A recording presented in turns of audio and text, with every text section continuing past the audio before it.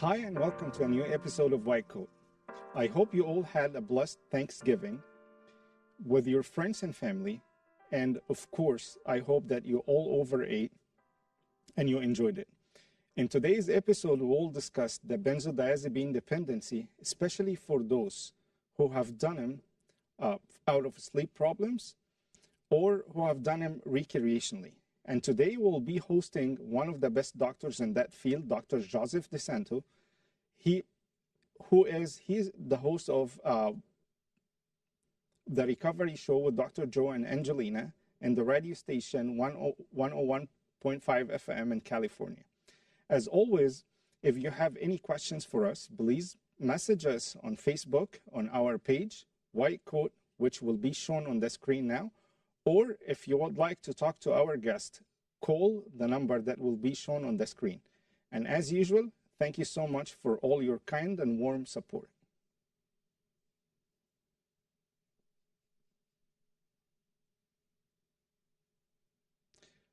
أعزائي مشاهدي قناة الكرمة في كل مكان، بنشكركم على متابعتكم لينا في وايت كوت وعلى دعمكم طول الفترة اللي فاتت.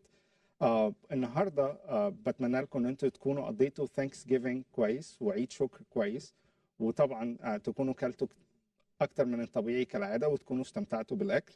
النهارده هنناقش مشكله ادمان المنومات والمهدئات اللي هي بتبقى عند كتير من الناس بيبتدوها نتيجه ان عندهم مشاكل في النوم، فبيبتدوا يتعودوا على الانواع دي من العقاقير، او اللي بيبتدوا يعملوها بس فور فن ان هم يبقوا متعودين عليها. النهارده معانا واحد من افضل الدكاتره في المجال ده اللي هتكلمنا عن ادمان المنومات والمهدئات، دكتور جوزيف ديسانتو. هو كمان عنده الراديو ستيشن هو عنده برنامجه على الراديو المشهور جدا اسمه ذا ريكفري شو دكتور جو اند انجلينا. هو طالع على الشاشه قدامنا دلوقتي. والحقيقه دكتور جوزيف ديسانتو واحد من رواد المجال ده كالمعتاد. عشان تتواصلوا معانا واي اسئله عن حلقتنا النهارده ادمان المنومات والمهدئات، تتواصلوا معانا عن طريق صفحتنا على الفيسبوك، هتطلع قدام حضراتكم على الشاشه. ابعتوا لنا اي اسئله او اي مسجات على الموضوع ده، او تتصلوا عشان تتكلموا مع ضيفنا الموجود معانا النهارده على الرقم اللي هيطلع دلوقتي على الشاشه لو عندكم اي اسئله عن حلقتنا النهارده. ويلا بينا نبتدي اول فقره من فقرات برنامجنا النهارده.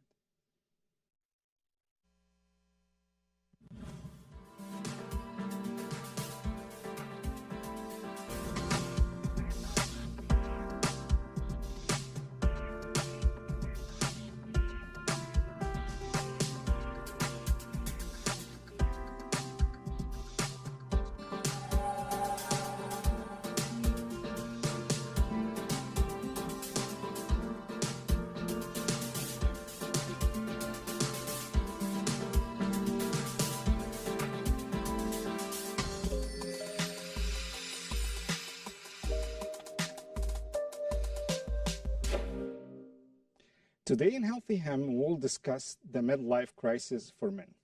However, it's not inevitable to go through a midlife crisis as a man, but if you went through it, you will make unusual decisions and choices, teenage-like rebellious choices, like drinking, more having an affair, leaving your family, feeling that your life doesn't fit you anymore, and what you would be concerned about more about your appearance, and you feel more desire for excitement and thrills. Making impulsive decisions like trading in your familiar life for a relationship with a younger partner. So the question today will be how you deal or you go through this midlife crisis safely. A number one tip for you this today will be talk it over. Before you make major decisions, discuss them with someone whose advice you will trust, like a healthcare professional that you can trust his advice. Number two, remember that your feelings are not commands. Just because you feel like you have to escape your home or job or marriage does not mean that you actually do it. Number three is be thankful for the good things in your life. Take time to be grateful for the parts of your life that makes you happy. Number four, always you have to ask yourself whether your decisions or the new goals that you set is realistic or not. And a lot of men making plenty of successful changes in their 40s and beyond, going back to college, traveling the world, or starting a new business. Just make sure your new goal is practical and realistic. And number 5 and last, avoid hurting your loved ones. Realize that you may not need to blow your life to be happy. أعزائي مشاهدي برنامج وايت كوت من الرجال، النهارده هنتكلم على أزمة منتصف العمر اللي بيمر بيها تقريبا في الإحصائيات 80% من الرجال. وأزمة منتصف العمر هي mainly أزمة سيكولوجية أكتر بتحصل لرجالة كتير من سن ال 45 لل 50، أو بعض العلماء بيقولوا إنها بتوصل لسن ال 55. والنهارده هنتكلم عن إزاي تعدي المرحلة دي من حياتك بشكل آمن من غير ما تضر لا نفسك ولا عيلتك. الحاجة الأولى اللي تعملها عشان تعدي المرحلة دي بشكل آمن تماما، اتعلم تعبر وتتكلم عن مشاعرك. قبل ما تاخد قرارات مهمة في المرحلة دي من حياتك لازم تتعود تتكلم مع حد انت بتثق في رأيه او قراراته. وفي المعتاد ما بننصحش انه يبقى البارتنر بتاعك او مراتك في البيت مثلا، ولكن حد انت بتثق في قراراته زي السايكايترست بتاعك او مرشد روحي whatever ده ايه. بس انت لازم تتكلم مع حد قبل ما تاخد ميجر ديسيجن، لانه في المرحله دي في حياتك انت بتحس فجاه انه حياتك ما عادتش هي اللي انت عايز تعملها، وانه حياتك دي مش مناسبه ليك. ممكن تبتدي ترجع لمراحل المراهقه وتاخد قرارات صبيانيه زي ما كنت بتعمل في الاول، زي ان انت مثلا تبتدي تدخن. ناس بتبتدي تدخن، ناس التانيه بتبتدي تشرب، وهكذا. فانت عشان تتغلب على المرحله دي اتكلم وتعود تعبر عن مشاعرك.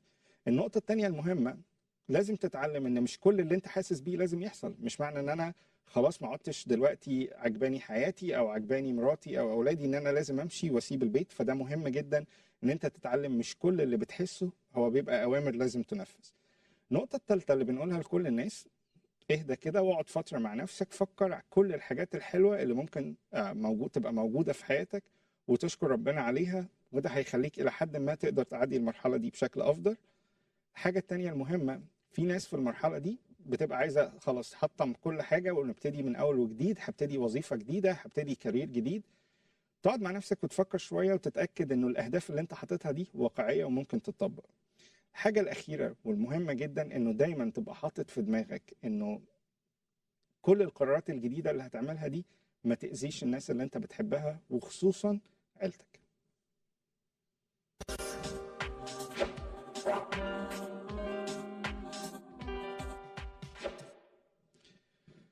In Healthy Hair Today, we all know that the woman's hair is her crown. And we all know the importance of every woman's hair for her appearance. And today we will discuss the healthy tips to keep your hair healthy. Number 1, please wash your hair more frequently, especially the oily hair, up to once a day. Number 2 is concentrate the shampoo. People who are using shampoo, concentrate the shampoo on your scalp and the conditioner in your hair tip. When washing your hair, concentration the shampoo on cleaning primarily the scalp, rather than washing the entire length of your hair. The conditioner only should be used on your hair tips, especially for the long hair, and you should direct it to your hair tips only. Limit your use of hair dryers and hair straighteners because heat weakens the hair protein. Constant heating and drying your hair can lead to brittleness, fragility, and can cause hair loss that would not have occurred from the beginning. Number 4 is cut down on dyes and chemicals because frequent use of hair coloring and chemicals increasing the chances of serious damage that can be done to your hair. Number 5, do not pull your hair too tight. Some hairstyles that require tightening and pulling your hair through using elastics or clips that can cause a hair loss if done on daily basis. Number 6, and the last point, is use a lot of vitamins, especially vitamin A and B and C and D and E, iron and zinc, and specifically use hair protein. أعزائي مشاهدات وايت كوت، النهارده هنتكلم على ازاي يبقى عندك 6 خطوات بسيطة جدا ازاي يبقى عندك شعر صحي، لان كلنا عارفين انه تاج المرأة هو جمال شعرها زي ما بنقول. عشان كده اخترنا النهارده ان احنا نكلمكم عن ازاي يكون عندكم شعر صحي. رقم واحد بقول لحضرتك، لو انت شعرك من النوع الدهني بشكل عام اغسليه اكتر من الطبيعي، من الانواع الشعور التانية، ممكن تغسليه مرة كل يوم. النقطة التانية ودي اللي كتير مننا ما بيبقاش عارفها كويس قوي، انه اذا احنا بنستخدم شامبو بلسم او كونديشنر زي ما بنقول، الشامبو مينلي معمول لفروة الراس فقط لا غير، عشان ننظف فروة الراس، ملوش علاقة بالشعر خالص. فنركز استخدام الشامبو على فروة الراس، والكونديشنر او البلسم نستخدمه على الشعر، وخاصة نهايات الشعر اللي بيبقى فيها تقصف. تالت حاجة لو سمحت، كل الحاجات الحرارية زي المجففات زي البلو درايرز او السشوار والحاجات اللي انتوا بتستخدموها عشان تعملوا شعركم ستريت، دي تقللوا استخدامها شوية. الحاجة الرابعة والمهمة، طبعا لازم نقلل استخدام اي مواد كيماوية وصبغات، لان دي بتعمل مشكلة في الشعر. الحاجة الخامسة انه في كتير قوي من الهير ستايلز او تصفيفات الشعر بتعتمد ان احنا نشد شعرنا بشكل شديد قوي لورا، وده فعلا بيأثر على جذور الشعر وبيخليه أسوأ وأضعف بكتير من الأول، فبنحاول نتجنب ده قدر الإمكان. رقم 6 وده المهم، إن احنا نستخدم مالتي فيتامينز كويسة. في 6 عناصر لازم تبقى موجودة فيهم، هي فيتامين A وB وC وD وE والحديد والزنك، ونستخدم بروتينات كويسة عشان شعرنا. لو عملنا الكلام ده كله، وبالذات ان احنا الهير درايرز وفكره الشامبو والكونديشنر، هنتجنب تغيير البروتين اللي موجود في الشعر، وبالتالي نحافظ على نظافته لفتره اطول.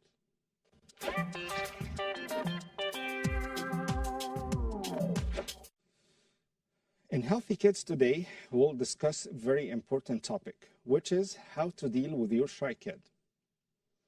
But the first question we should ask ourselves, how shy is too shy? In general, there is nothing wrong with being a shy kid, because shy kids are always better listeners and they get in less troubles in school.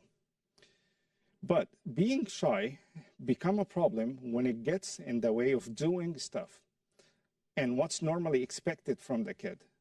When you're making, for example, when you're making your child unhappy, like he doesn't want to go to school, or he has trouble making friends at school, or being anxious in school, in parties and activities. Most shy kids are simply born that way, although negative experience can always play a role. That your child shyness come on suddenly. If your child shyness come on suddenly, if so, and this event needs to be discussed and what triggered it, and it might need help doing those steps. Number 1 tip is provide an entry strategy and help your child approach a group of peers and listen, and allowing everyone some time to get used to one another, and teach them how to find a break in the chatting and join in. Number 2, build confidence and remind your kid of a time when he or she was in a new situation and he got through it perfectly. Number 3, work on the social skills for your child and give him a chances to practice his social skills whenever you can. For example, in the store, encourage him to pay the cashier. And at a dinner, teach him how to order his meal, his own meal. And invite some of his friends over to play with him and with your child to get more practice being in a group. Number 4, always make sure you offer feedback. Praise or reward your little one for small steps, like saying hi or waving to somebody. If they freeze up in front of somebody, please talk to them and discuss things with your kids. Number 5, which is very important, never embarrass your kid and show empathy. Tell your child that you can see why they're feelings, and you can feel their feelings, that they're shy, and that you feel that way too sometimes. Share stories about times when you overcame your own shyness. Number 6, and we always tell parents, if you want to grow up your kids, right, start with yourselves.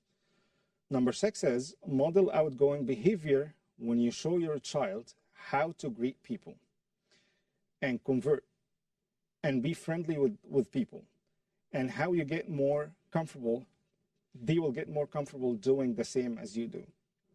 أعزائي المشاهدين، وايت كوت.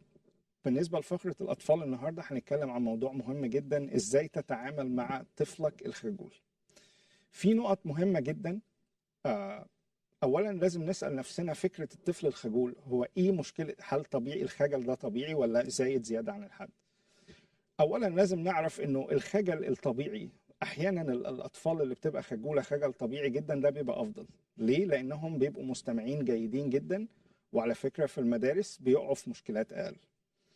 ولكن الخجل الزايد عن الحد اللي بيوصل للدرجة المرضية هي اللي بتخلي ابنك أحيانا ما بيستمتعش بحياته، يعني مش عايز يروح المدرسة، مش عارف يعمل أصدقاء كويسين. في نفس الوقت كمان بيبقى مضطرب جدا إذا بدأ يبقى في جروب أو في أي أنشطة مدرسية هو بيعملها. والنهاردة عندنا 6 خطوات مهمة جدا إزاي نتعامل مع أطفالنا الخجولين بشكل عام. رقم 1، حضرتك من فضلك ساعد ابنك إنه يدخل في جروب في المدرسة، وانت اللي اديله الانتري بوينت دي او نقطه الدخول لجروب، وساعده ان هو يتكلم معاهم، وساعده ازاي يقدر يعمل حوار معاهم، وازاي يتعلم يسمع ويتكلم بترتيب. الحاجه الثانيه المهمه ان انت لازم تبني ثقته في نفسه، وده شيء مهم جدا جدا، بمعنى ان انت تفكره بمواقف هو ابتدى فيها ولكن عدها كويس جدا، ده هيديله نوع من الثقه. النقطه الثالثه ودي المهمه جدا جدا جدا، ازاي تعلم طفلك انه يبقى عنده مهارات اجتماعيه او سوشيال سكيلز تقدر تخليه يقدر يدخل في جروبس. زي مثلا انه حضرتك لو في ستور او في سوبر ماركت تخلي طفلك هو اللي يدفع الحساب ويتعامل مع الكاشير. النقطه الثانيه المهمه انه لو انتوا قاعدين في عشاء بره ان انت تخلي طفلك هو اللي يعمل اوردر للوجبه بتاعته اللي هو عايزها. النقطه الثالثه ان انت تبتدي تمارس ده معاه بشكل عام. رابع نقطه ان انت دايما تأوفر فيدباك، او لو ابنك ابتدى يويف لحد او يعمل سوشيال سكيلز ان انت تمدح السلوك ده، عشان هو هيشوفك لما تشجعه ان هو هيتعلم يكرره. النقطة الخامسة ودي المهمة جدا، من فضل حضراتكم تجنبوا تماما احراج اطفالكم وبالذات الخجولين منهم، لانه دي هتأدي لنقط عكسية تماما. ولكن دايما تفكرهم ان انت كمان فاهم شعورهم وفاهم مشاعرهم كويس، يعني ايه ان انت تبقى خجول، وتحكي لهم قصص عن نفسك ان انت ازاي كنت خجول وطلعت من القصص دي. النقطة السادسة ودي المهمة جدا، ودي بنقولها لكل الناس، من فضلك إذا عايز تربي أولادك ابتدي بنفسك الأول.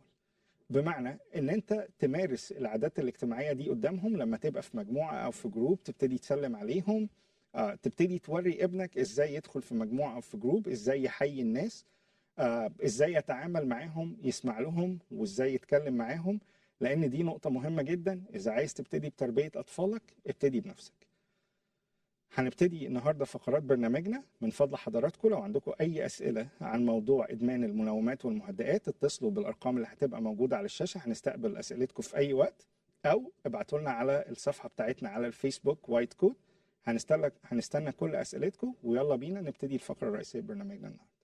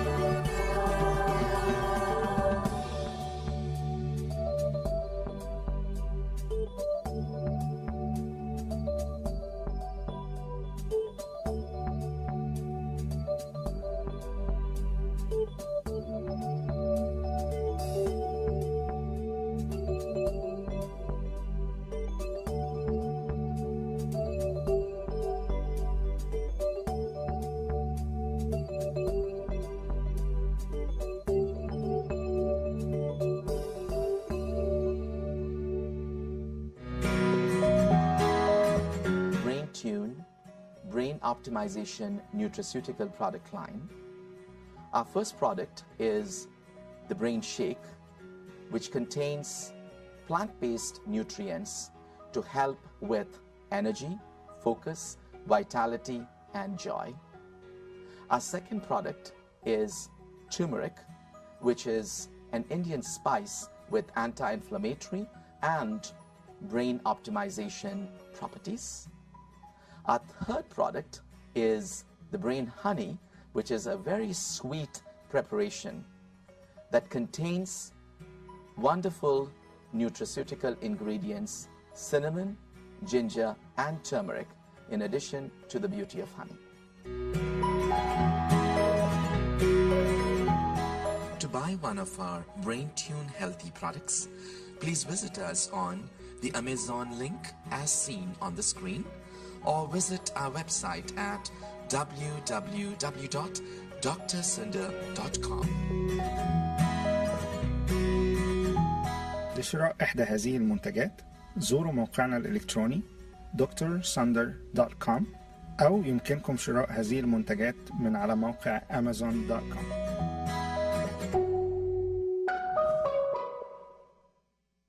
Hi, I'm Dr. Joseph DeSanto, and I'm the medical director of DeSanto Clinics here in Costa Mesa, California. My specialties are internal medicine and addiction medicine. These are both very important to me because I myself am in recovery and have been for the past 6 years. I bring to my patients a special dedication to the field of addiction medicine that allows me to relate to them on a very special basis. Here at my clinic called the DeSanto Clinics, I see patients that are trying to get off of drugs and alcohol and are trying to get back to their regular lives. I was born and raised in New York City, went to medical school actually in Brooklyn, went to college at Lafayette College, went back to Brooklyn to State University of New York at Downstate, which is located in Brooklyn, New York. And then I came out here to do in Los Angeles, California, to do my internship and my residency in internal medicine. I then practiced urgent care and internal medicine in private practice for several years.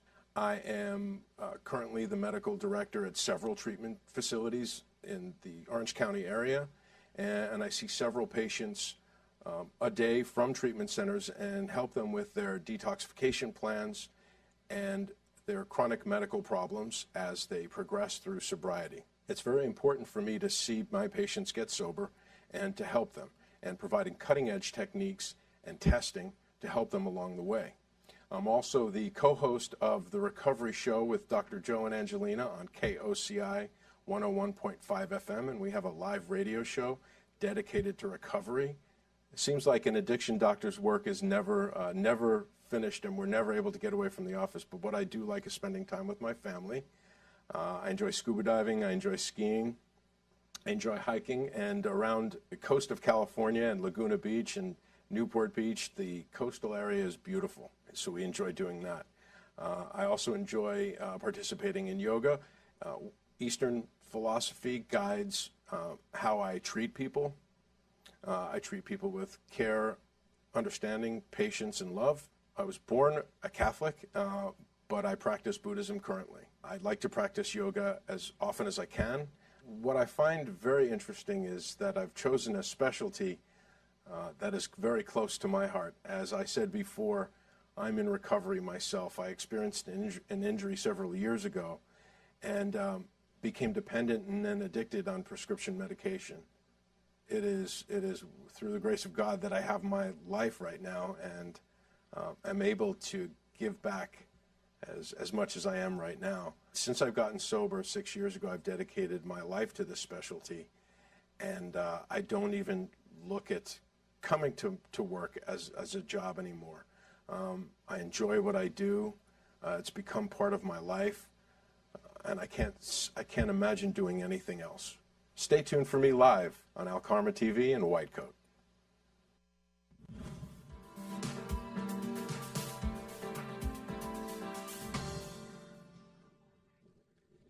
أهلا بحضراتكم مرة تانية في فقرتنا الرئيسية. النهاردة هنتكلم على إدمان المنومات والمهدئات. بيساعدنا أن نكون معانا واحد من أفضل الناس اللي تتكلم في المجال ده، وهو واحد من رواد المجال ده بشكل عام، Dr. Joseph DeSanto.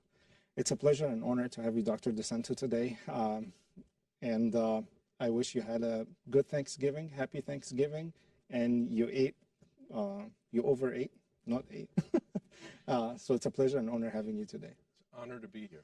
It's been a pleasure getting to know the two of you, and what an experience this is. Like I said, by the grace of God. Yeah, thank you so much. And my co-host, Dr. Simon, welcome, and I wish you had a good Thanksgiving. I did. Thank you very much. It was a wonderful Thanksgiving. We ate plentiful and very blessed. A very, very blessed Thanksgiving.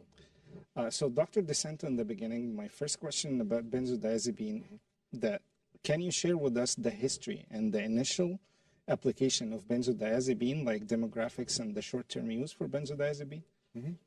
Well, benzodiazepines just in general are used for, as we use them currently in medicine, for anxiety and to help people fall asleep.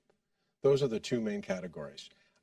To go back in time, we didn't have benzos before the 1950s. Before that, we had barbiturates, and barbiturates are a tricky class of medication, as you both know.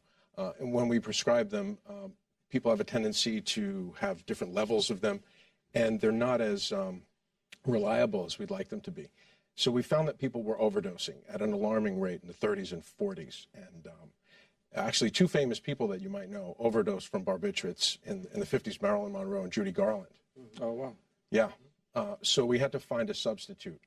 And benzos were discovered in the late 50s and developed in the early 60s. Librium was the first benzo, and then we know Valium became very popular.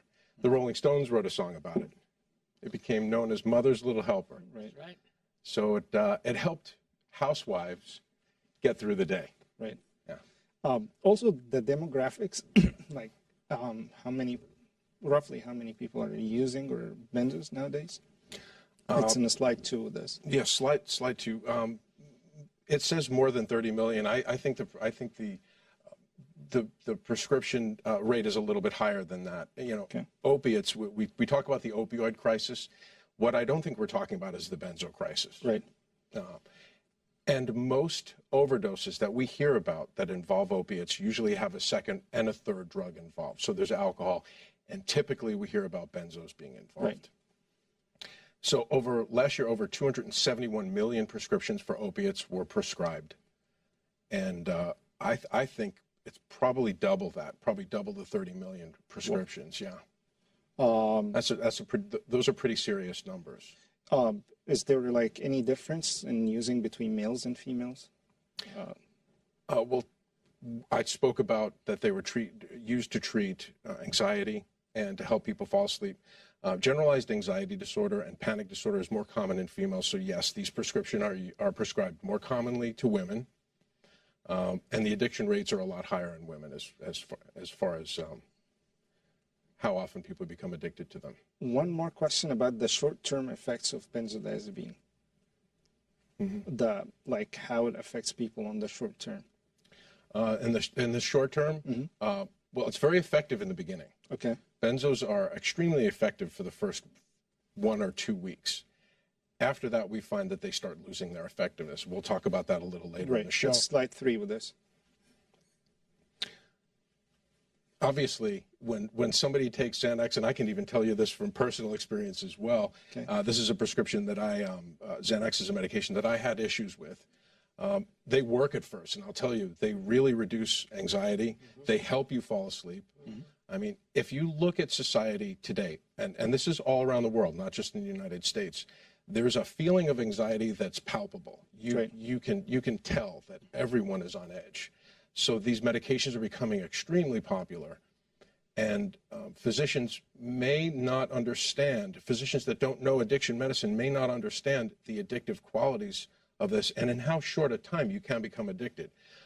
And patients like it, obviously. You, like it says here, reduced anxiety, a feeling of well-being, lowered inhibitions, okay? People drink alcohol to fit in, to loosen up. Benzos act the same way to the brain as alcohol. We'll talk about that in a little bit as well. Okay. It lowers your blood pressure. On the downside, though, it decreases your ability to remember things, which for some people may not be a bad thing. Right. It increases impulsivity. and impairs your judgment. Okay. And it says here depression, nausea, arrest, and death. And I don't think you meant arrest as far as getting arrested, but it could lead to that as well. Okay. سؤالي الأولاني للدكتور ديسانتو كان عن إيه هي البنزودايازيبين أو إيه هي المهدئات والمنومات اللي إحنا بنتكلم عليها في حلقتنا النهاردة. زي ما أنا ذكرت في البداية الناس بتبتدي تدمن النوع ده نتيجة حاجتين. الحاجة الأولى إنه بيبقى عندهم مشاكل في النوم فيبتدوا النوع ده من الأدوية وبعدين يبتدوا يدمنوه بشكل عام.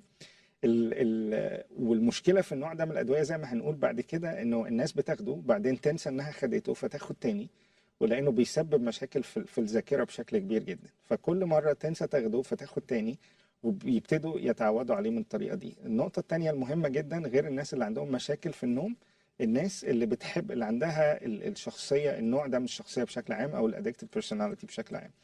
النوع ده من الأدوية ظهر في السوق زي ما قال دكتور ديسانتو سنة 59 وكان كبديل لنوع تاني من الأدوية اسمه الباربيتيريتس.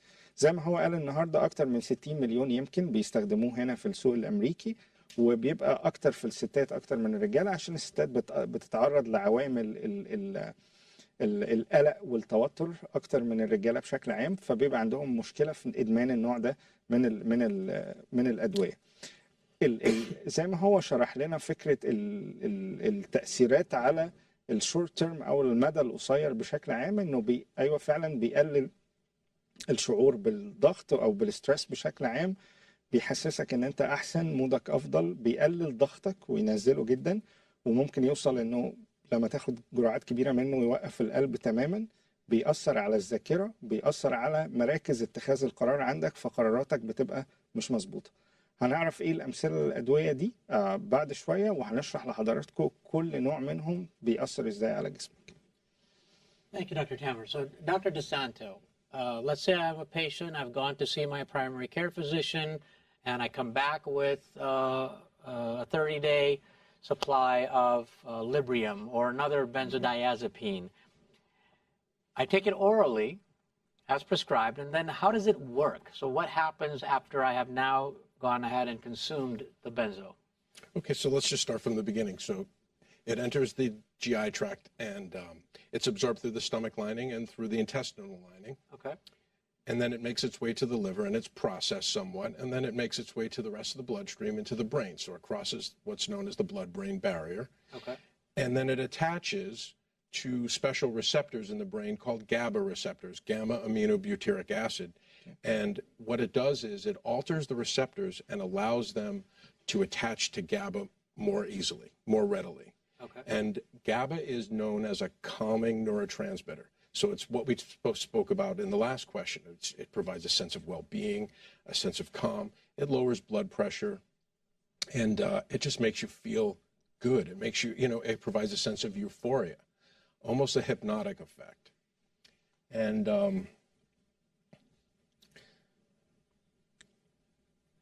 it's it's processed primarily through the liver. Okay. Yeah. Okay. So when I take an extra dose, because now I'm experiencing some level of discomfort or anxiety, obviously this medication affects other organs and other systems. Mm-hmm. And so by taking that extra pill repeatedly, am I now compromising the functionality of the liver, let's say, because you mentioned that? Mm-hmm. Am I compromising on the neurology side as it binds to the GABA receptors? Mm-hmm. Am I compromising that process of binding, mm-hmm. neurologically speaking? And then are there any side effects? Well, here's the interesting thing about benzos is that they work their best the first time around. And then you start developing what's known as a resistance and an accommodation, a customization to the medication. Okay. And then you develop what's known as a tolerance. So if you take more than prescribed, and even if you take the amount that is prescribed, the receptors start to get used to the medication. Okay. So and you unfortunately need more and more of the medication, and this can occur after 1 week because you build tolerance for it. 1 week of even prescribed use. So that's what I said before about how physicians need to be very mindful about prescribing these medications for the short term. And most studies have shown that medications like this don't work after 6 months. Right. In fact, they start to give you the reverse feeling. They can, as we spoke before, they start instilling a sense of anxiety when you take the medication, which is very interesting. You get that same effect with opiates after a while. I call it they create their own anxiety after a while. That's it. And patients will come back to me and start asking for more of the medication. And then you're developing a cycle where you're relying on the medication for originally anxiety. Now you're relying on the medication to prevent anxiety, to stay well. So that becomes a new norm psychologically. That You because set of the your tolerance, point to, right? Yeah, it reduces your anxiety set point. Right. You know, and if physicians are not working on the real reason why the patients came to them to ask for the medication, I think we're doing our patient and the public a disservice, that we really need to start focusing on what's causing the anxiety. Is it biological? Is it psychological? Is it trauma related? PTSD is huge in the, treating PTSD is huge in the addiction community. And we really focus on, the cognitive behavioral and the dialectical behavioral and EMDR. Right. سؤال دكتور سايمون كان عن ازاي النوع ده من الادويه بيشتغل بشكل عام على المخ. دكتور ديسانتو قال انه في مستقبلات في المخ بنسميها الجابا ريسبتورز او مستقبلات الجابا بشكل عام.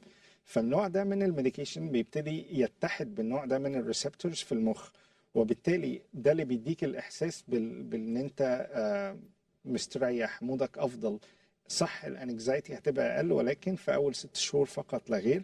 زي ما قلنا قبل كده ضغطك هيبتدي يهدى بشكل عام، انت هتبتدي تهدى وتحس ان مودك حلو.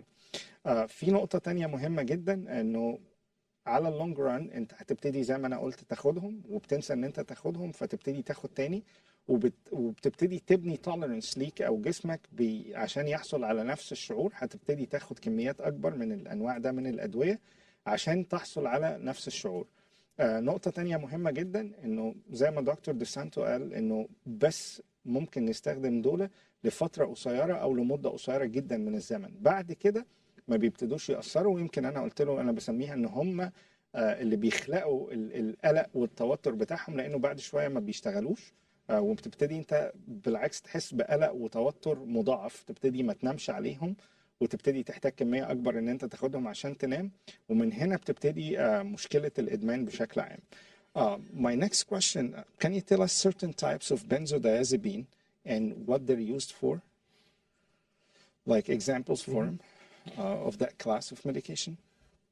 Benzodiazepines, well, I like to look at the high potency and the low potency benzodiazepines, and within each one of those is the fast acting and the long acting. Okay.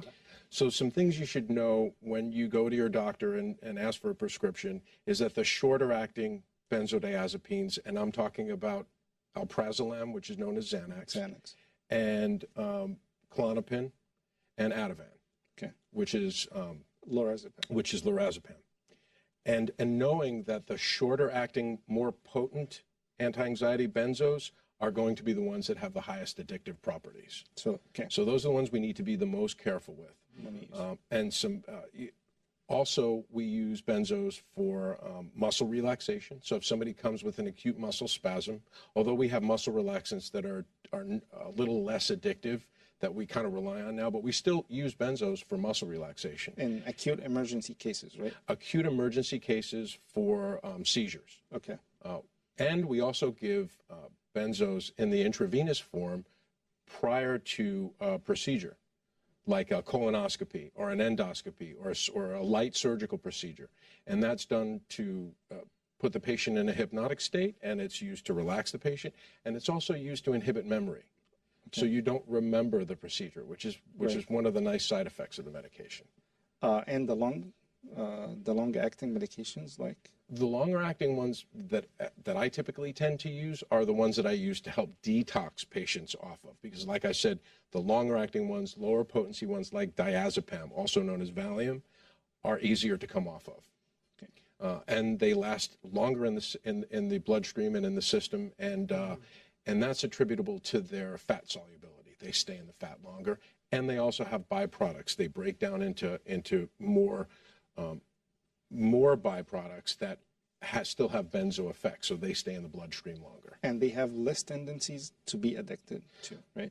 Less tendencies, but if you take Valium for a long enough period of time, you'll get addicted to it as well, Okay. or dependent on it, I should say. Okay. أنا كان سؤالي للدكتور ديسانتو عشان تبقوا حضراتكم فاهمين لما بتكلم على المهدئات والمنومات قلت له ممكن لو سمحت تقول لنا أمثلة ليهم فهو قال لي أنا هقسم إجابتي لنوعين الأنواع منهم اللي بتشتغل لفترة زمنية قصيرة جدا عادة لا تتعدى ال4 ساعات وده معروف جدا في كل بلاد العالم زي ما بنسميهم الزانكس والأتيفان بشكل عام دول بيشتغلوا لفترة قصيرة جدا من الزمن وهو قال إنه الأنواع دي من الأدوية اللي بتشتغل لفترة قصيرة لا تتعدى ال4 ساعات بيبقى في قابلية لإدمانها أكتر من الحاجات اللي بتشتغل لوقت أطول وده بسبب إنه بعد 4 ساعات تأثيرها بيروح فالمريض بيبقى عايز تاني عشان يحصل على نفس الهدوء بشكل عام فبيبتدي ياخد أزيد ويبني ليهم قابلية كبيرة بشكل عام. الحاجات اللي بتشتغل لمدة أطول زي الكلونازيبام أو بنسميها الكلونابين وده بيشتغل في الجسم لفترات أطول لمدة 12 ساعة وده بيبقى القابلية لإدمانه أقل ولكنها موجودة زي ما قلت الكلونابين والفاليوم بشكل عام بنستخدمهم بيبقى ليهم بيقعدوا في الجسم فترة أطول لأن هم بيتحدوا في الطبقة الدهنية في الجسم بيقعدوا فترة أطول عشان كده بيبقى الريليس بتاعهم بشكل أطول وبيقعد فترة أطول في الجسم وزي ما أنا قلت الحاجات اللي بتبقى ليها شورت أكتنج أو بتشتغل لفترة قصيرة 4 ل 6 ساعات زي الزانكس والأتيفان بيبقى قابليتهم للإدمان أعلى من الحاجات اللي بتشتغل لفترة أطول زي الكلونابين والفاليوم بشكل عام. Dr. DeSanto, you mentioned in an early part of the show that benzodiazepines mimics alcohol in many ways. I know alcoholics who have blackout, for example, completely can't remember what happened, what transpired the 8, 10, 12, 24 hours before. And then you mentioned that benzodiazepines are used in pre-op situations. Is there a concern with memory impairment in long-term use of benzos or even using it longer than was defined as short-term, like 1 to 2 weeks? We do see that memory is somewhat impaired in the short run, and if you start using it for longer periods of time, like say 6 months to a year, those memory deficits start to become more pronounced. And there's a specific population that we're concerned about when we prescribe these medications, and that's the elderly. Okay. So anybody over the age of 65 runs the risk of developing severe memory impairment with the use of these medications. Also, fall risk. If they're at risk for falls and they suffer a fall and have a head injury and a hip or a hip fracture, then we start talking about mortality versus, then people start, we talk about loss of life. Right. So those are some of the more important things. And you had mentioned alcohol. So when you combine, one of the myths is that you can combine alcohol with benzos to get a better buzz. What you're actually doing is you're hitting those GABA receptors that we talked about. You're hitting them from every side, basically, and you're not giving your brain a chance. Right. So the areas that work on memory and that lay down the memory in your brain are specifically touched by benzos and alcohol, and it prevents these parts of the brain from working properly. So you have what's called anterograde memory, and that's memory loss from this point on, from the point you take the medication on. So, but if I'm in my 20s, my 30s, or my 40s, then I really shouldn't be worried about memory impairment. Is that? Short-term memory impairment is huge in any age. At any age, okay. The long-term memory impairment, as you get older, that becomes more of a problem. But if you're mixing benzos with alcohol, we call that in the business, we call that the time machine. Right. Because all of a sudden it's tomorrow. Right. And it's the dry booze too, like we call the benzos the dry booze, right? It's powdered alcohol. Yeah. Right. Alcohol affects the GABA A receptors just like benzos do. الحقيقة السؤال كان عن الأعراض الجانبية أحيانا لما أنت بتاخد حباية أو 2 تزود شوية.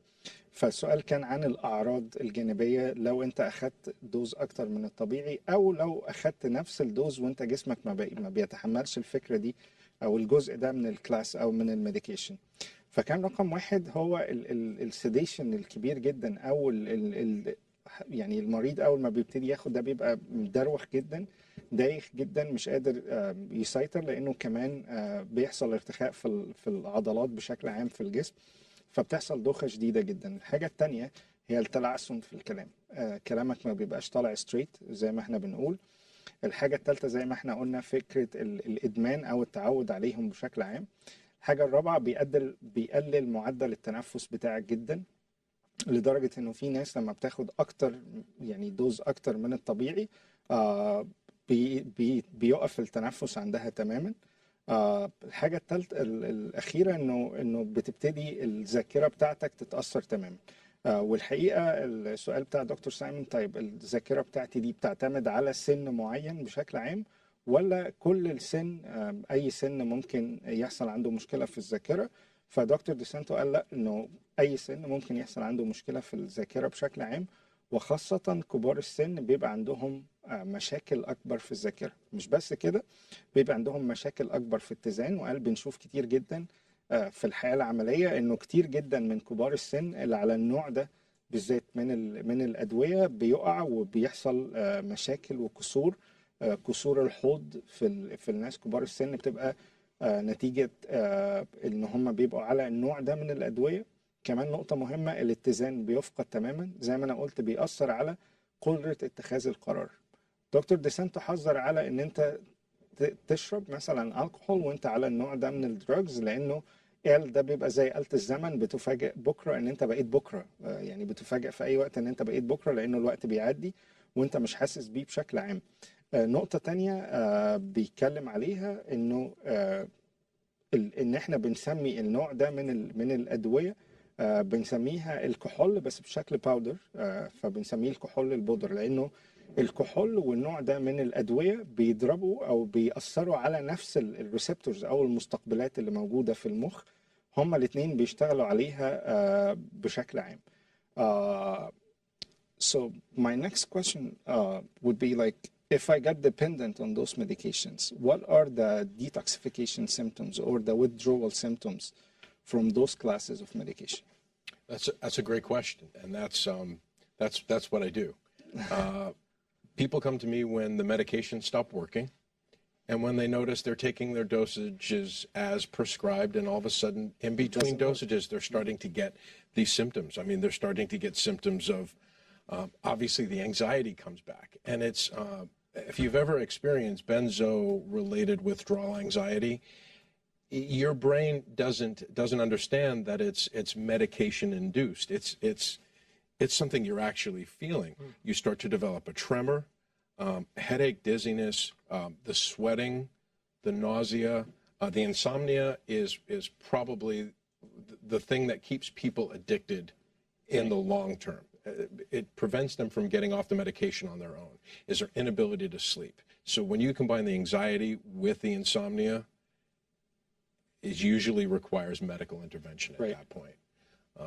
And one thing that you need to know is that if the tremors get bad enough, and if you've taken a high enough dose for a long enough period of time, you can develop seizures. And 10% of people who have benzo or alcohol-related detox seizures go on to die. Wow. Eventually, 1 out of 10. Mm-hmm. So people need to understand the withdrawal symptoms could be dangerous to the point of seizures and dying of benzodiazepine.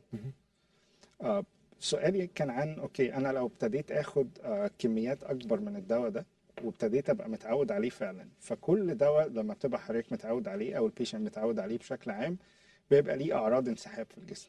وده النقطه الخطيره جدا عن النوع ده من الميديكيشن بشكل عام. فقال انه اعراض انسحابه من الجسم احنا عاده زي ما قلنا في الاول بناخده عشان القلق المستمر وعشان النوم. فنتيجه ان احنا بنتعود عليه مثلا بعد 6 شهور من الاستخدام بيبقى انه الانواع دي من الادويه ما بتشتغلش، فبتسبب ان انت ما بتنامش. فانت انت بتاخد ادويه عشان تنام، فبتيجي بعدها ان انت مش بتنام والادويه مش بتشتغل. النقطه الثانيه المهمه جدا القلق، انت المفروض بتاخدها للقلق، ولكن زي ما انا بقول انها بتعمل النوع الخاص من القلق بتاعها، لانه بتوقف شغل بعد 6 شهور. فانت بتيجي بتعاني من قله النوم والقلق، بتعاني من انه ايدك تبتدي يبقى فيها رعشه بشكل كبير جدا، يبتدي يحصل لك صداع، يبتدي يحصل لك ان انت نفسك طول الوقت غم عليك ومش قادر يعني تخلي اي حاجه في بطنك.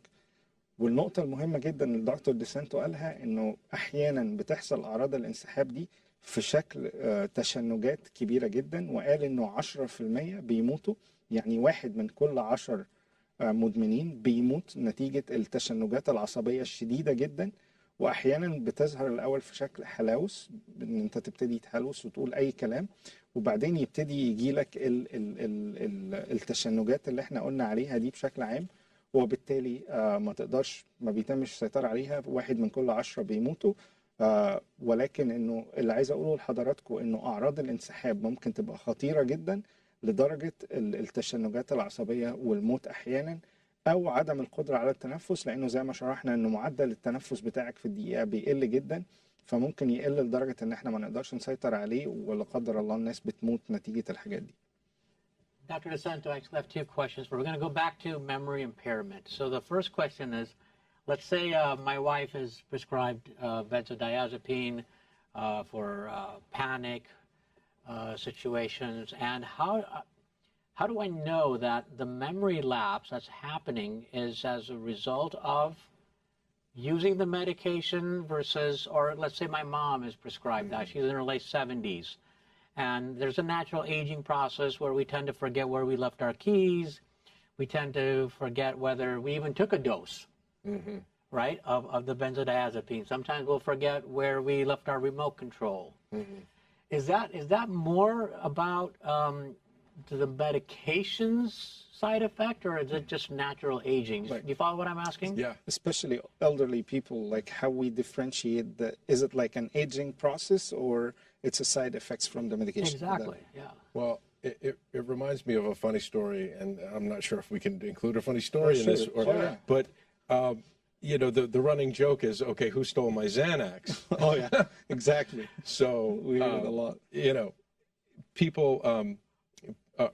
patients after a while, you know, start to, you know, the memory loss becomes more and more frequent.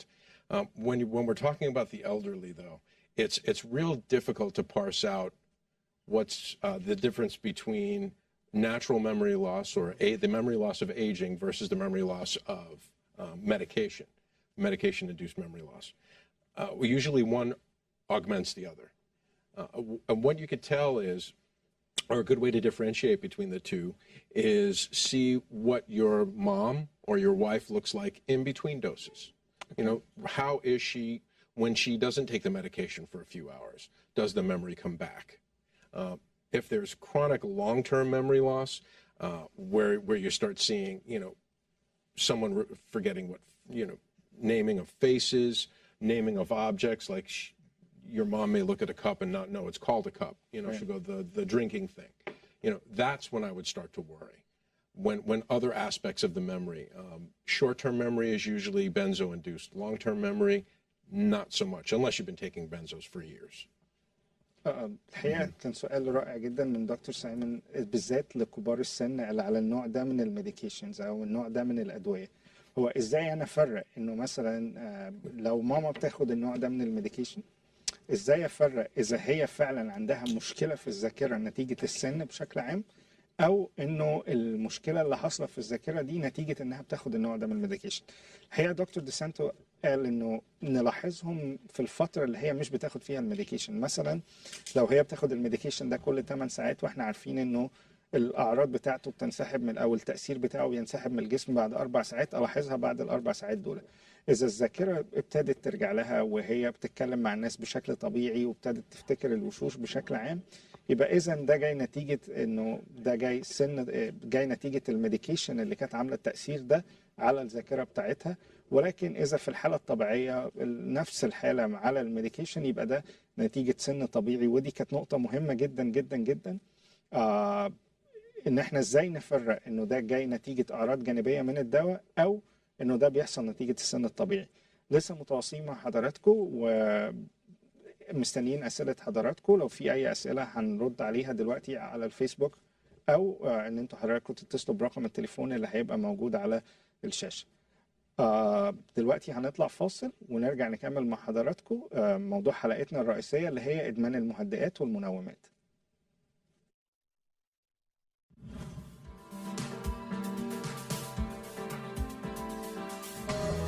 BrainTune Brain Optimization Nutraceutical product line. Our first product is the Brain Shake, which contains plant-based nutrients to help with energy, focus, vitality, and joy. Our second product is turmeric, which is an Indian spice with anti-inflammatory and brain optimization properties. Our third product is the brain honey, which is a very sweet preparation that contains wonderful nutraceutical ingredients, cinnamon, ginger, and turmeric, in addition to the beauty of honey. To buy one of our Brain Tune Healthy products, please visit us on the Amazon link as seen on the screen, or visit our website at www.drsunder.com. لشراء إحدى هذه المنتجات زوروا موقعنا الإلكتروني drsunder.com، أو يمكنكم شراء هذه المنتجات من على موقع amazon.com.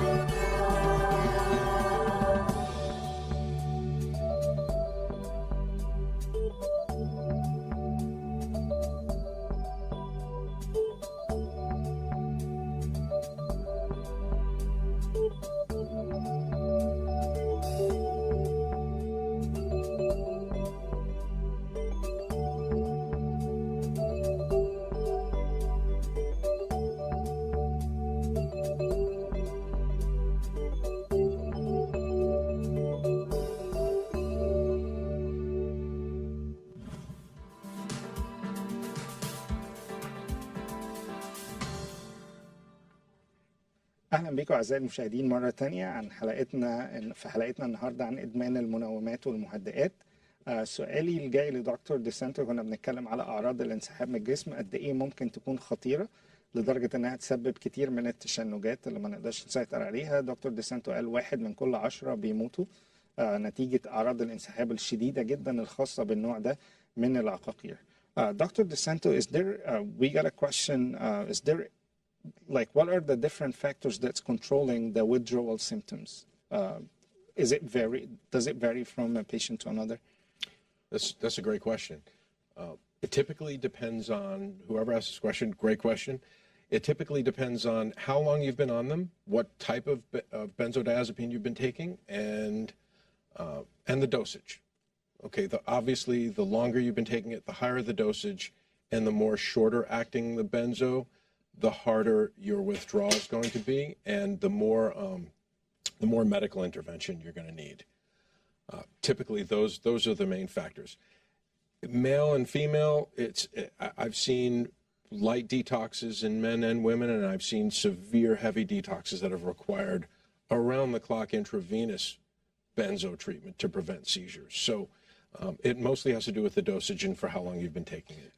Does weight affect the withdrawal symptoms sometimes, or the hydration level, or all those stuff? You know, on paper, it says it should, but it typically doesn't.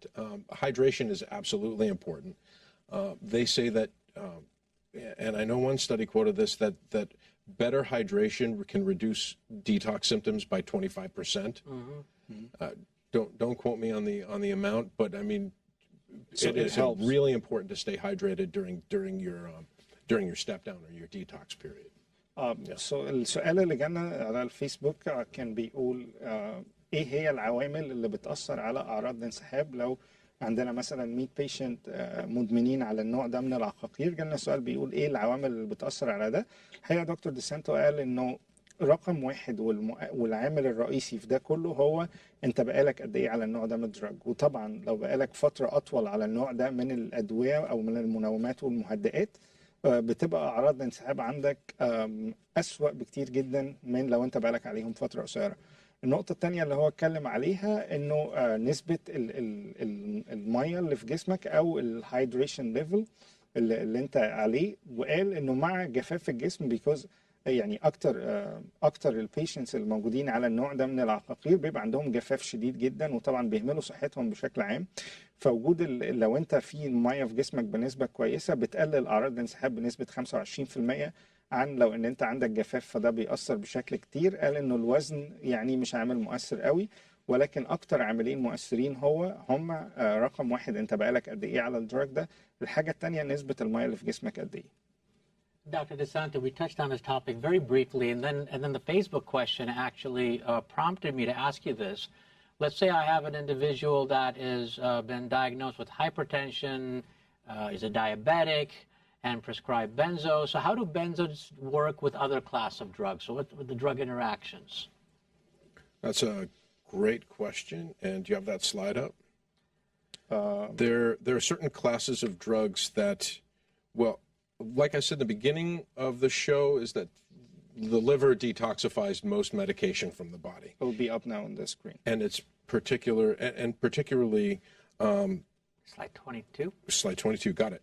And in particular, certain drugs that help fight fungal infections. So if you're taking a medication for a parasite infection or a fungal infection, those medications will cause the liver, the parts of the liver that detoxify or break down the benzos, it'll kind of distract them into working on these medications. So you're going to have more of the benzo circulating through the benzos. So in essence, you're going to have a greater effect of the same dosage of medication that you're taking. And there are other medications that... So, I mean, I have an allergy, pollen allergy. Antihistamines, in and of themselves, typically they cause sedation. So anything that causes sedation can provide, now that's an additive effect. So like we talked about alcohol, obviously. Right. Any medication, anti-seizure medications, mood stabilizers, some SSRIs that cause sedation will augment the euphoric feeling and the sedative effects of benzos. Another question about the muscle relaxant and benzodiazepine. Does it augment each other? Typically, that's where you start getting, we spoke about overdoses, and that's something I really want to touch on. Because especially, I have here a question about the Flexeril specifically. Flexeril, okay. Flexeril is a centrally acting muscle relaxant, and benzos are centrally acting in the nervous system. So muscle relaxants obviously work a little bit differently. Most muscle relaxants work a little bit differently than benzos, but they augment the respiratory depression and the overall CNS depression. So you really want to be careful with certain classes of medications along with it. So muscle relaxants, especially Flexeril. Now, you mentioned Flexeril, but in particular, there's a medication called Soma. Right. Now, Soma is one of the controlled muscle relaxants, and you have to be really careful with Soma because it gets broken down into a benzo-like substance. Mm-hmm. And in fact, it was a precursor to one of the benzos back, when we were talking about in the late 50s, early 60s. you need to be very careful with the muscle relaxant soma. السؤال دلوقتي السؤال كان عن فكرة التعارض اللي موجود بين النوع ده من المنومات بشكل عام وأنواع تانية من الأدوية. الحقيقة دكتور ديسانتو قال إنه في 3-4 أنواع من الأدوية تاني بيتعارض تماما مع، مش بيتعارض ولكن بيزود مشكلة أنواع دي من الدراج. ذكر أول حاجة مضادات الفطريات اللي بناخدها بشكل عام، لأنه مضادات الفطريات بتأثر على الكبد، والكبد هو اللي مسؤول عن التخلص من الجزء ده من الدراجز، فلو الكبد متأثر مش هنقدر نتخلص منهم، وبالتالي تأثيرهم هيبقى كبير جدا عن الطبيعي. الحاجة التانية المرخيات العضلات أو الباسط العضلات، وفي سؤال جالنا تحديدا عن الفلكسورال، قال أيوة إنه هيزود التأثير بتاعهم. الحاجة التانية ودي حضراتكم لازم تخلوا بالكم منها، لأنه كتير جدا من الناس بتعمل ده وهي مش عارفة، أدوية البرد بشكل عام، لأنه أدوية البرد بتسبب نوع معين من ان انت تبقى برضو مدروخ، دماغك تقيلة طول الوقت، فلما بتاخد المهدئات دي والمنومات مع أدوية البرد الحقيقة بتخلي تأثيرها مضاعف 2-3 كتير جدا عن الطبيعي، وبالتالي بتزود تأثيرها على الطبيعي جدا. My next question would be about how would I know that I'm ready to start, like, discontinue this kind of class? Another great question. You know you're ready when you're ready. Okay. When the benefits of the medication are decreasing and the side effects and the withdrawal symptoms and the anxiety starts increasing, when you start getting negative consequences because of the medications that you're taking, certain patients come to me because they've gotten DUIs. And just so you know, a DUI can be given to somebody even on a prescription medication. So that's something to remember. If you're taking Xanax and you're taking it as prescribed and you get in your car and you drive, and this is talking to the person who gave me the flexural question before, you take a medication plus a benzo like that and then try to get in your car or operate heavy machinery, and you're going to start getting into trouble. So it's usually the negative consequences that bring patients in to see me. The family may notice that they're nodding off at the table. They may start showing up late to work. And they may have lost a job, or they're on notice at work, and that's when they start realizing they need help. They need a bigger dose of the medication. They shop for prescriptions sometimes, doctor shoppers sometimes. الحقيقة سؤالي كان عن ازاي اعرف ان انا فعلا وصلت لمرحلة ان انا محتاج اوقف النوع ده من الميديكيشنز. دكتور ديسانتو قال لي لما يبقى في يعني ابتديت يحصل تعود عليهم بشكل عام، حياتك ما بتقدرش تمشي من غيرهم، ابتديت يجي لك مثلا زي ما هو قال الدي او ايز، وده لكل احبائنا المقيمين سواء في امريكا او كندا. احنا عندنا حاجه اسمها الدي او اي اللي هو دراج اندر انفلونس. وعلى فكره ناس كتير قوي عندها امبريشن انه ده لما بتاخد كحوليات بس وتسوق فيقدروا يوقفوك عليه. دي نقطه مهمه قوي قالها دكتور ديسانتو، انه مش بس الكحول ولكن اي نوع بتاخدها من الادويه او العقاقير اللي بيأثر على قدرتك على اتخاذ القرار وسقت وانت بتاخد النوع ده، فده الحقيقه بيخليك تاخد الدي او اي دي، لانه drug under influence ما قالش influence من ايه، ولكن هو ما قالش انه من الكحول بس، ولكن under any influence من اي عقاقير. Dr. DeSanto, we have viewers worldwide. And so I'm watching the show, whether it's YouTube or Facebook or actual the Alkarma TV channel, and I'm scared. I've been on benzodiazepines. Do I just immediately stop taking these medications, or is there a process to stopping these medications? Good question. If you've tried to stop taking these medications on your own, you realize that it's extremely difficult. You're going to start developing withdrawal symptoms, especially if you're taking Xanax, almost immediately. So no, emphatically no, do not stop these on your own. Like we had talked about before, seizures can develop, tremors at the very least, and then you can start getting into trouble. No, I would seek medical help. If you're starting to go through your prescription a little bit quicker than you used to, if you have a 30-day prescription and you start running out on day 15, that may be time to seek help. That may be time to consider coming off on your own. And then you need to let your at least primary care doctor or an addictionologist that you know and trust help you through this. Okay, so so tapering off is number one, and doing this with a medical professional is not just recommended, but to prevent seizures, it is highly encouraged. So you want to refer to the slide about detoxing. Right. This is real important. So, and if there's any advices regarding the taper off, like benzodiazepine, if you have any advices for Slide patients. 11. yeah, absolutely. You should seek medical help and have a doctor help you through this. Okay. You should be honest with your family members and let them know that you're going through a tough time and that you're going to need patience, love, and support. That is super important. Don't try to do this on your own, and employ medical help. Like it says on the slide, the 5 to 10% rule is super important. You never want to taper longer than or quicker than 5 to 10% of your total dosage per week. Okay. So if you're taking 4 milligrams of Xanax a day, 10%, so you're going to 0.5. 0.5. So you're going to reduce in 1 week a half a milligram. And as you get closer to what's known as your jumping off point, you're going to pick a jumping off point with your doctor that's safe, comfortable, and you'll be able to just stop taking it. And that's typically at a half or a quarter of a milligram. I don't know how you can break the pill up into maybe an eighth Right. of a tablet. But do what's comfortable for you.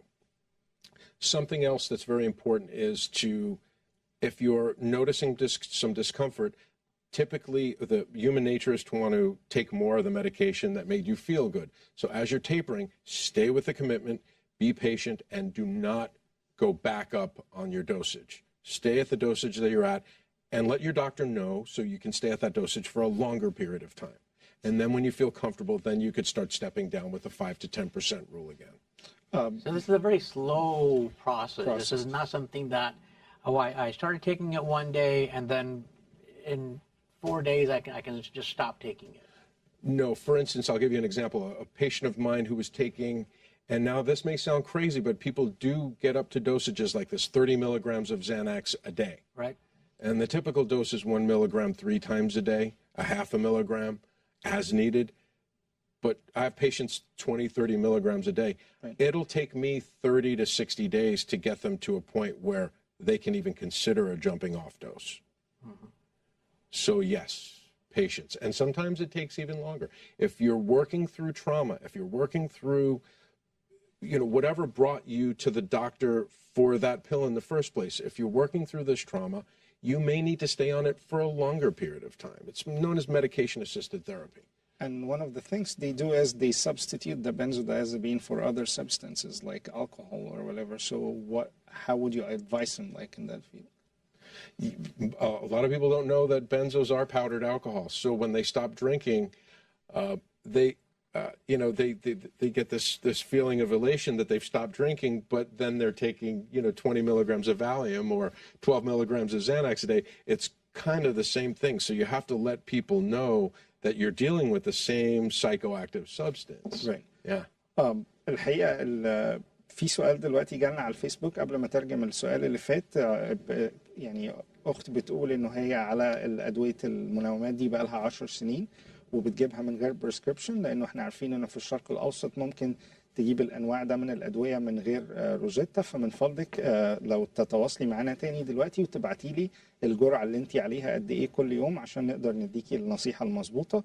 إنما السؤال دلوقتي ويمكن إجابة السؤال ده تفيدك كمان.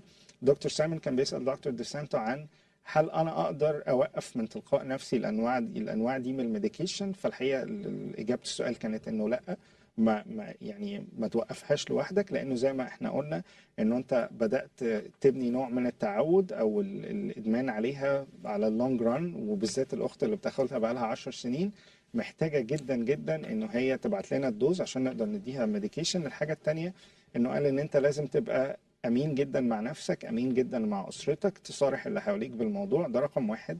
لانه الناحيه السوشيال سبورت نتورك اللي حواليك مهمه جدا تبقى متفهمه ان انت على النوع ده من الميديكيشن. الحاجه الثانيه ان انت تسال دكتور ازاي، تساله انا كنت على الجرعه دي وبقالي عليها الفتره دي من الوقت، ازاي اقدر اوقف، لانه ده لازم يتم بمساعده طبيب. الحاجتين ثلاثه اللي تبقى فاهمهم بقى انه اثناء وانت بتتوقف، لانه للاسف انه النوع ده بيبقى من أسوأ أنواع الدراجز اللي أنت تبقى أدكتد ليها أو يتم التعود عليها، لأنه بياخد وقت طويل جدا في أن أنت تتوقف عليه. دكتور ديسانتو قال أنه 5 to 10% rule، يعني أنت ما تقدرش توقف أكتر من 10% بس، أن احنا ننزل بشكل تدريجي بالجرعات بتاع الدواء دي، وننزل 10% بس كل مرة. بمعنى أنه لو حضرتك بتاخد مثلا 4 مللي جرام من الزانكس، ان احنا هنوقف نص مللي جرام تدريجيا، يعني انه حضرتك تبتدي تاخد 3.5 وبعد كده 3 مللي جرام، 3.5 مثلا مللي جرام لمدة اسبوعين 3، وبعدين 3 مللي جرام، وننزل نص كل يمكن شهر.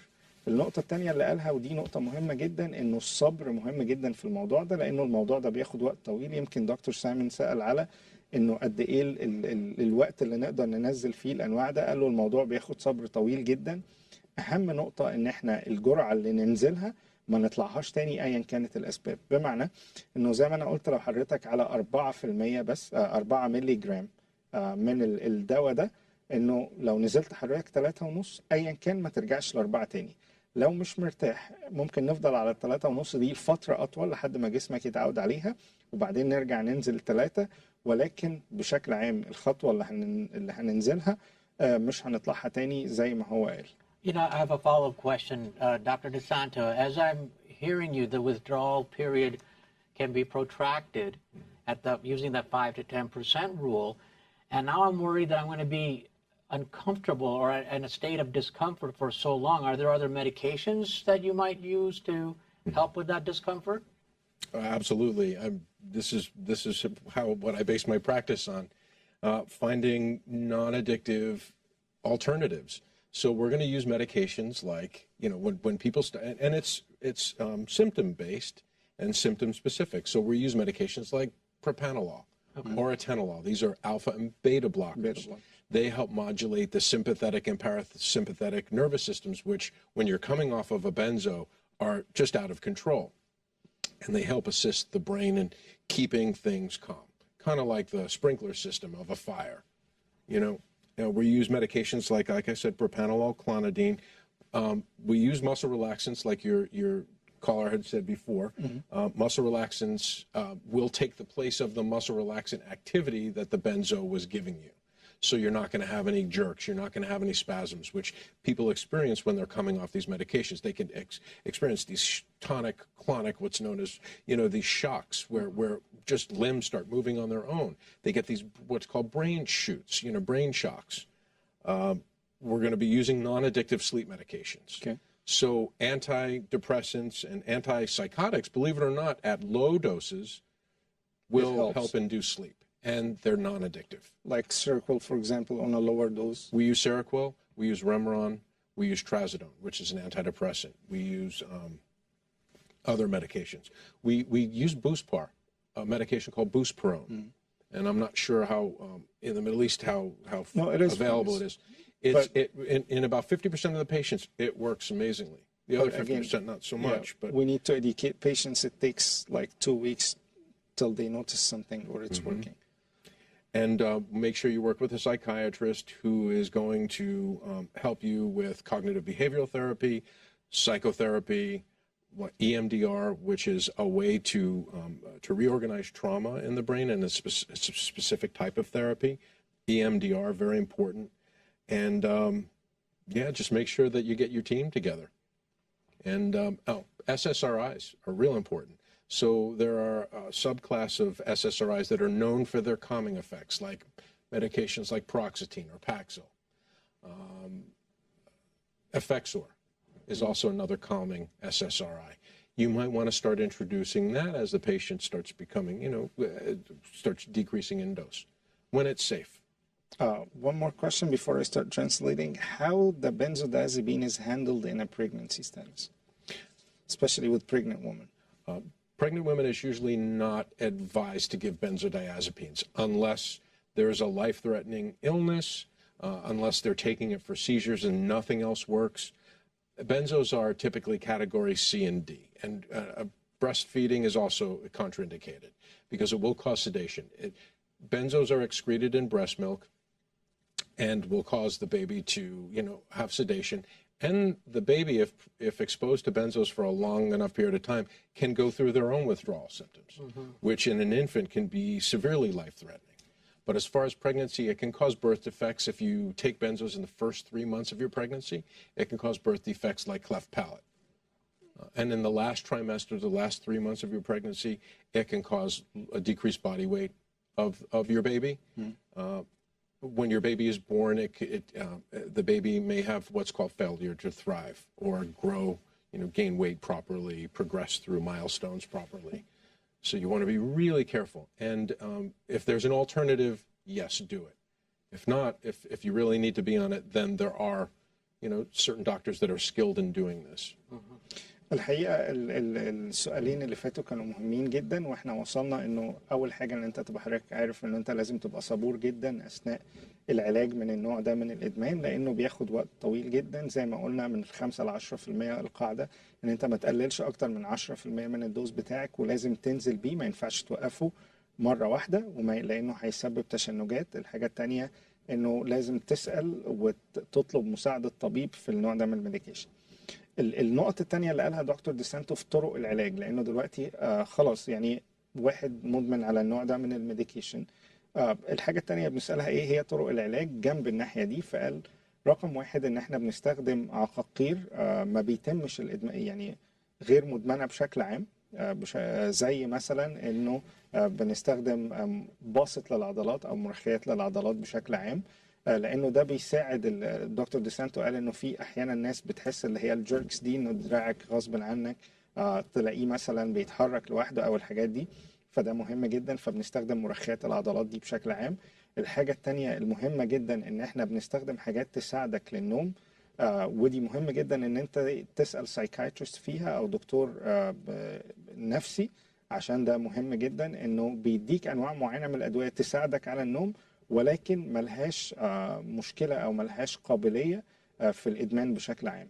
الحاجة الثالثة المهمة جدا إنه أحيانا بنستخدم أدوية من أدوية الضغط زي الأتينولول أو البروبرانولول بشكل عام، ودول بيساعدوا إن أنت بيهدي شوية الانكزايتي أو القلق اللي بيحصل نتيجة أعراض الانسحاب اللي موجودة من الدواء ده، فدول كمان يقدروا يساعدوا. جنب ده كله قال إنه لازم يتم علاج نفسي مع سايكايترست، ونشوف ايه مسببات ان انت تبقى بقيت مدمن على النوع ده من الادويه، ايه هي التريجرز او الستريسرز اللي انت كنت عليها، لانه ده هيساعدك جدا، لانه ازالتهم من حياتك بشكل عام ممكن يسهل ان انت تنزل على الدوز بشكل اسرع وبشكل افضل، وده مهم جدا جدا انه يحصل. مهم جدا انه ده يتم تحت استشاره طبيب، ومهم جدا انه ده يتم في وجود سايكايترست عشان يقدر يتعامل مع المشاكل اللي حاصله دي بشكل عام. At the end, I would like if you look at your camera and give advice to your audience, like last advice is about benzodiazepine dependence and the treatment. What would you advise them? Well, first of all, the best way to treat addiction is to prevent it. Okay, so be very mindful, be educated, work with a doctor that knows what they're prescribing. Know that even after a week or two, you could become addicted to medications like this. And a lot of people become surprisingly and rapidly dependent and then addicted on these medications. So if you've got the knowledge, and it's great shows like this that are bringing this to the public, we don't hear about the the benzo epidemic. We hear about the opioid epidemic. So let's prevent that from happening, and a lot of overdoses are related to benzos being involved. So it is a serious topic. It's something that you shouldn't take lightly if your doctor is prescribing this, and know that the lowest dose possible at the least amount of times that you can take it is typically the best, and know that after 2 weeks it's probably going to start working against you. And ask for advice and don't stop in their own, because I have a question here. One of our audience on her benzodiazepine for 10 years, and she's asking, can I stop on my own? No. No. Please do. If you're taking benzos for 10 years, do not stop on your own. Okay. Seek the help of a doctor immediately. You're probably going to have a very difficult time coming off of it, and you should have a lot of spiritual help with this. You should have a lot of ancillary medications to help you off of this, and probably the help of a good therapist or a good psychiatrist that's going to, because medication alone is not going to take care of what you need most likely. And do not stop it immediately. Right. Do not stop the medication suddenly. The therapy is going to help you to learn how to emotionally support yourself without using that medication. السؤال اللي جالي على الفيسبوك تاني، انا الاخت ما رجعتليش بالدوز اللي هي عليه، ولكن نصيحة دكتور ديسانتو لو انت عليه لمدة 10 سنين ما توقفيهوش بنفسك، ومحتاجة جدا محتاجة ان انت تسألي الطبيب بتاعك ازاي تقدري تنزلي عن ده. كان سؤالي كمان على النوع ده من المهدئات والمنومات اثناء فترة الحمل بشكل عام. فدكتور ديسانتو قال انه بيعمل مشاكل كتيرة جدا اثناء فترة الحمل، بيعمل مشاكل البيبي، بيعمل مشاكل في البيبي بشكل عام، وبيعملوا تشوهات خلقية وبالذات في منطقة سقف الحلق، بيعمل كلافت بالت. فما تستخدموش ابدا الانواع دي من الميديكيشن اثناء فترة الحمل. كمان بيأثر، بينزل في اللبن بتاع الام، لو ام بترضع في الوقت ده ما تستخدمش خالص النوع ده من الميديكيشنز لانه بينزل في اللبن وبالتالي بيأثر على الطفل. سألت دكتور ديسانتو لو يوجه نصيحة للسادة المشاهدين، قال انه النوع ده من الادمان بيبقى صعب بشكل عام، انه لازم تنزل الدوز واحدة واحدة، ما توقفش ابدا بمفردك، لازم تسأل نصيحة طبيب. At the end, I would love to thank you so much. It was very informative, and it was a pleasure and honor to have you. Likewise, the honor and pleasure was mine. Dr. Simon. بنشكركم أعزائنا المشاهدين، بنشوفكم الأسبوع الجاي في حلقة جديدة من وايت كوت. زي ما تنسوش تتابعونا، الإعادة بتتعاد يوم الاثنين الساعة 8 بالليل بتوقيت مصر، والثلاث الساعة 8:30 بتوقيت كاليفورنيا. بنشكركم لحسن استماعكم، ونشوفكم الأسبوع الجاي مع حلقة جديدة من وايت كوت.